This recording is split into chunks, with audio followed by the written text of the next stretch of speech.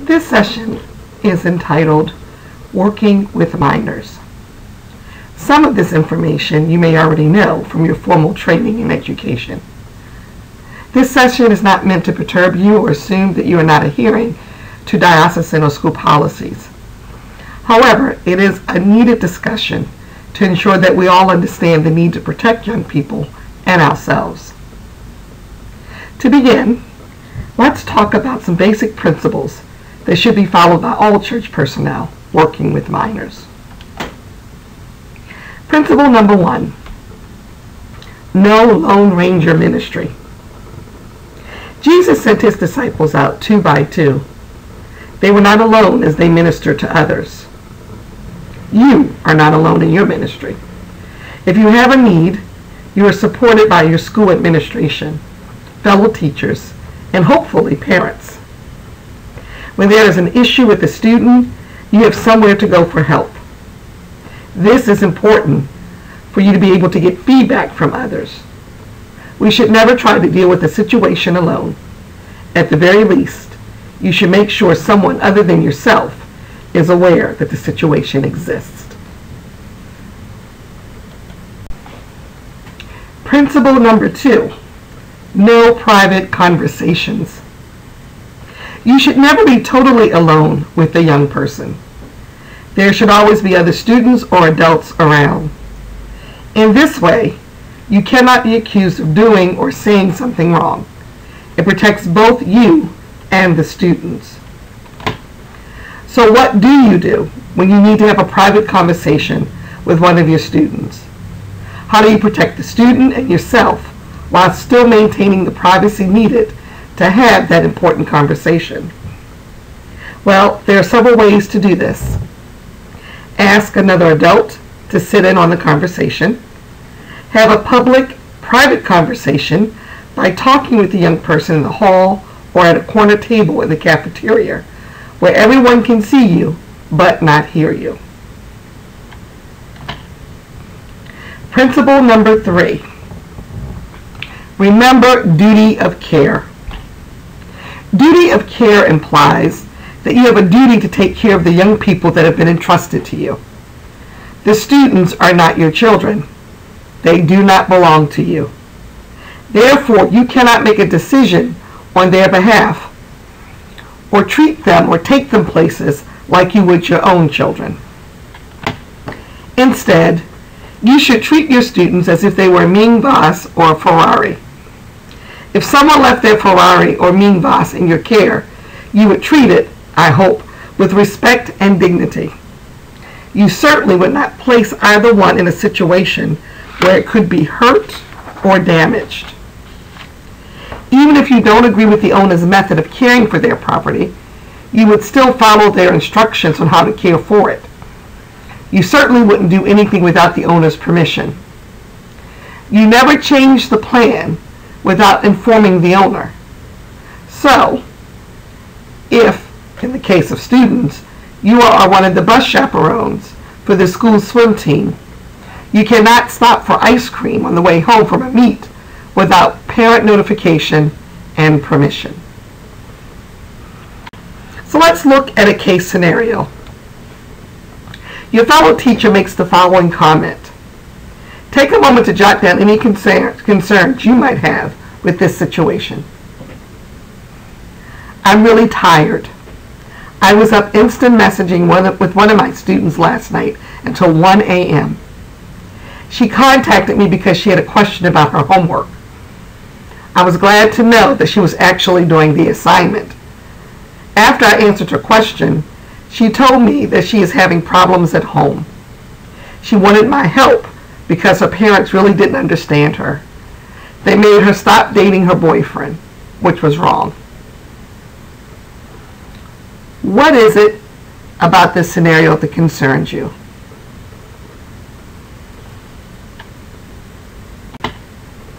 Well, there are a couple of things that hit me right away. First and foremost, the teacher is not following good duty of care. This teacher did not have parental permission to message the student, nor does the teacher have the right to interfere in a situation that is clearly between parent and child. This situation is out of the teacher's jurisdiction and purview, and taking sides is a huge problem. The next principle, number 4, you must distinguish between confidentiality and privacy. Sometimes young people need someone to talk to, and they get comfortable enough with you and with those of us who work with young people to come to us for assistance. And that's fine, but there are a couple of things we need to remember. We must realize and help young people realize that first and foremost, we are not their friend. No matter how cool they think we are, or how great it makes you feel when you know that you are liked. You should always treat young people with dignity and respect. Now, you can be friendly and polite, but it's inappropriate for your actions or words to indicate that you are anything besides their teacher. The next thing you need to remember is if a young person comes to talk and asks that you keep the conversation confidential, you must tell the young person that you cannot keep information confidential, especially if it is revealed that someone is hurting them or that he or she is hurting themselves or others. You are obligated by law to report such matters. Lastly, avoid any conversation topic that could appear inappropriate for your sake and for the sake of the young person. This would include sharing parts of your intimate personal life with the young person and or allowing the young person to share intimate parts of his or her personal life with you. The next principle is know your school and archdiocesan policies. The Archdiocese Code of Conduct and policies for the protection of children and youth should be familiar to you. If you are not familiar, I suggest you visit the website at www.archvault.org and read these important documents. You should have completed the Archdiocesan Child Protection Program, Shield the Vulnerable, as a condition of your employment. But let's spend some time reviewing Section 3 of the Code of Conduct. This section is called Conduct with Minors. Most of this should be familiar to you, but I do want to point out a few that may not be as familiar. Number 3.9 regulates the use of electronic messages to young people. We live in a digital era. Most young people live in cyberspace and communicate via email or text. All of your electronic messages should be school-related and visible to parents or others. I suggest that anything you electronically send to a student should also be sent to the parents. Number 3.10 further regulates your electronic outreach. Whatever you send to your students via social media must be consistent with the values and teachings of the church. Number 3.12 prohibits you giving gifts or special privileges to a specific child. You do not want to give the impression that you have a special relationship with this child. And finally, number 3.13 prohibits the receiving expensive gifts from a child or her parents. Again, this helps you avoid the misconception that you have a special relationship with the child or his family. All of the codes found in the Archdiocesan Code of Conduct are important. But for those of us who work with young people, this section, 3, Conduct with Minors, is extremely important. So, let's take another scenario. Fred is the 11th grade religion teacher at St. Rocco High School. He and his fiancée are taking 21 youth on a service day at a soup kitchen in the next county. They each drove 7 young people in a minivan, and 2 parents split the drop-off and pick-up responsibilities of the third carload. But the parents' drivers did not stay with the group. The permission form said that the group would return back at the school by 6 p.m. The soup kitchen closed at 5, and it took an hour to make the drive. But when one of the boys tripped over a chair and sprained an ankle, the group started running late. Fortunately, the soup kitchen was near a hospital, so Fred accompanied the boy to the emergency room for x-rays. Fred called the boy's parents. The dad was away on a business trip, and Mom was coaching at her 4th grader's soccer game. It would take her some time to get there. Fred called the parents who were going to pick up the third carload to see if they could come early and help with supervision, but they couldn't get away. Fred tried to get a second parent to help with the pickup in case he got stuck at the emergency room, but he had no luck. The boy's mom got to the emergency room just after 8:30 p.m., and Fred went right back to the soup kitchen where the rest of the group was waiting for him. It still took until 9:15 to get off the parking lot and head for home. At 8 p.m., the parents back at the school started to worry and decided to call the principal on the school's emergency line. The principal was gracious, but she was sick in bed with the flu. Now granted, this scenario is a bit exaggerated, I hope. But there are several things in here that we need to look at. First of all, this was a recipe for disaster from the beginning. This situation was a recipe for disaster from the beginning. First of all, there was not adequate supervision for the number of young people participating. For a group this large, there should have been at least 4 chaperones present. Then add an emergency to the mix, and you have more trouble. Code 3.6 states adequate staffing should be available to manage emergency situations. Because there was not enough chaperones, 20 young people were left with 1 adult. They probably had to wait outside until the teacher returned, since the soup kitchen closed at 5 p.m. Fred had to take the young man to the hospital by himself, which means he also broke Code 3.7, which states church personnel shall not drive alone with a minor. Finally, Fred and his fiancée violated duty of care.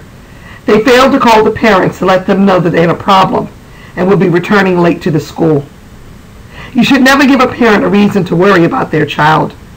Parents need to know that they can rely on you to take as good of care of their child as they would themselves. Our next topic of conversation is healthy boundaries. Ministry is essentially a one-way relationship. This means that we minister without expecting young people to give us something in return. Our satisfaction comes from the exercising of gifts, not the response of those we are ministering to. We must make sure that we aren't looking for something in return. We need to make sure that we don't need young people to fulfill our needs. We need to give from abundance, not want. In order to do this, we must take care of ourselves. We must make sure that we have healthy adult relationships that fulfill our needs. This takes self-reflection and knowing oneself. Some examples of adults with unhealthy boundaries are adults who work with youth in order to relive their own high school glory days, or adults who do whatever they can to be popular with young people. There are adults who claim, "I'm not good with other adults, but I'm great with kids." Or adults who themselves are far too injured and are trying to draw brokenness from young people. This document, Boundaries with Minors, was produced by the Archdiocese of Baltimore's Office of Child and Youth Protection. Boundary infractions among church personnel are a lot more prominent than actual abuse these days. When you look at this list, which of these boundaries give you pause? For me, the third statement from the bottom got my attention. Taking pictures seems to be such an innocent thing to do. Some teachers like to take a picture of their class and post it on their Facebook page, especially if these pictures are of a class activity or program. What this boundary caution tells us is that we can post these shots on the school website or Facebook page. If we are to do so, we cannot identify any student by name. We can identify the event, but not the individual students. We should never, ever post pictures of students on our personal website or Facebook pages. Nor should we ever take a student's photo unless it is for a school publication and we have parental permission. Using this sheet, let's look at another scenario. Sarah is a 10th grade science teacher at Precious Blood High School. She's in her mid-20s, and this is her first teaching job. She's well liked by her colleagues and students. Sarah started a science club. While friendly with the entire student body, she seems to especially have more in common with her science club kids because of the time and many experiences that they have shared. Recently, Sarah had a party at her house for the science club and a few of their friends. The following week at school, one of the other adult volunteers overheard a group of girls in the cafeteria saying that Sarah had hooked up with Joe, one of the sophomores in the science club. The volunteer communicated with the vice principal about what she had heard. The vice principal believed that the kids were just gossiping, so he decided not to do anything. 2 weeks later, one of the coaches overheard some boys in the locker room talking about Joe dating Sarah. He too did not believe it to be true, but later that day, after returning to the school after an away game, he saw 7 young people pile into Sarah's Mini Cooper to head to McDonald's. He thought it was such a dangerous and irresponsible action on her part that he thought he should tell the vice principal everything. The following day, he told the vice principal about the talk in the locker room and the car incident. What were the boundary violations? Well, there were a few. First, Sarah treated some of the youth as her peers. She violated this boundary when she invited the young people to her house for a party. If she wanted to have a social for her club, it should have been done with parent permission at the school or a public restaurant. And again, there was a lack of appropriate supervision. Sarah was the only adult that we know of at her house for the party, and the only adult in her car. Finally, it's evident that Sarah does not have appropriate adult relationships. It appears that she is using the young people to fulfill her need for companionship. Sarah may not have been dating Joe, but she gave the appearance that she was definitely violating some boundaries. Here are some additional things that should give us pause and make us reconsider using adults who have these characteristics in our programs or in our classrooms. The first is the adult with little compassion or empathy. When a young person comes to this adult with a problem, and that adult brushes them off with an "it's not that big of a deal" or "get over it" attitude, that should be a really big red flag for you. This adult cannot see or understand a young person's perspective. We need to have compassion and empathy without getting caught up in the problem as if it were our own. And how about the adult who is overly judgmental? Harshly judges a young person by saying or indicating what you did was wrong, instead of taking the time to listen and to help the young person realize and see his or her mistakes. And then there's the adult who pushes religion inappropriately. No, we shouldn't be afraid of God in conversation, but we can't push God down people's throats, young people's throats either. Think of it as an adjoining hotel room door. You can open the door, the God door, and invite the young person in, but you shouldn't try to wedge their door open with your door. That can cause a lot of damage. You can actually turn the kids off to religion and to God. And then there is the adult who is the Pied Piper youth minister or teacher. This adult, when this adult leaves, the ministry falls apart, because this adult called young people to himself and not to God. This adult became the ministry. They were the center, and God should be the center. Then there's the adult who is the tornado chaser and the gossip monger. This adult loves to chase a crisis. They consider themselves the fixer of all the young people's problems, and they get upset if a young person doesn't contact them when there is a crisis. This adult also likes to tell other adults and young people about the crisis itself. They like having all the answers. They like telling the story. Then, of course, there's always that adult who's an emotional manipulator. They are paraprofessionals who manipulate young people in believing that they are the only ones that understand them. Young people begin to believe my teacher or my youth minister is the only person that I can tell my secrets to, the only person I trust. They or he is my primary support. This is more for the adult than for the young person. And finally, there are adults with flexible boundaries. They who think that young people are their best friends. They want to be one of them. They want to wear the varsity jacket and get asked to prom. They flirt with young people because it makes them feel attractive. They're not necessarily touching a young person or physically abusing a young person, but they want to be one of them. This is the end of this session, Working with Minors. Please take a few moments to jot down some of the things you've learned, that you heard that was new, that you heard that you may want to explore further. This will be helpful to you with your capstone paper or your capstone meeting interview. Thank you.